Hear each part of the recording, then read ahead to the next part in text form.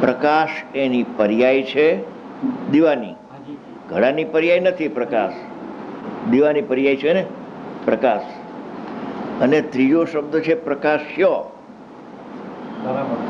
પ્રકાશ્ય તો પ્રકાશ હોય એને, એ પ્રકાશને કોઈ પ્રકાશ્ય વિષય હોવો જોઈએ. કેને પ્રકાશે? કોઈ વસ્તુ હોય ને પ્રકાશે ને, અવસ્તુને તો પ્રકાશી શકાતી નથી. તો ઘટપટ એનું પ્રકાશ્ય છે. આપ્યું કે દીવો ત્યારે થાય ત્યારે ઘટપટ આદિ 12 પદાર્થો જણાય આપણને, અંધારું હોય ત્યાં સુધી ન જણાય. એ વાત જગતને પ્રચલિત છે. ત્યારે વ્યવહારના વાક્યમાંથી સંતો કાઢે છે. આ બધી શાસ્ત્રમાં છે હો, અમારા ઘરની વાત કાંઈ અમે કરતા નથી. શાસ્ત્રકાર કે છે એમ જ કતે આચાર્ય, નામઠામ શાસ્ત્રનું લેલું છે. એ પુરુષો એમ કહે છે કે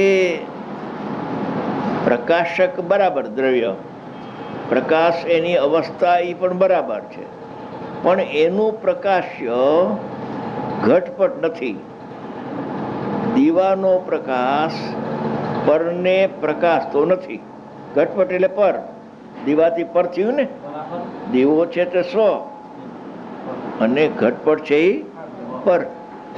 તો એ પ્રકાશતું નથી કેમ એને સમજાવવા માટે એને યુક્તિ પ્રયુક્તિથી સમજાવે છે કે સાંભળ ભાઈ, અમે જે કહીએ છીએ એની પાછળ અમારો અનુભવ છે. અનુભવ વિના અમે વાત કરતા નથી. અનુભવ ઉપરાંત યુક્તિ પણ છે અમારી પાસે.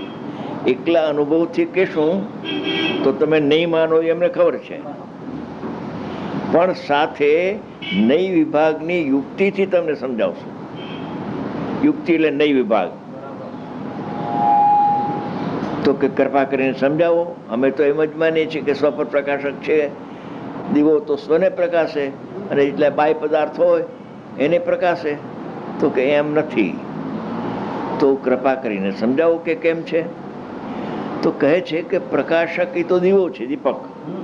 પ્રકાશ એની અવસ્થા છે ત્યાં સુધી તો બરાબર છે.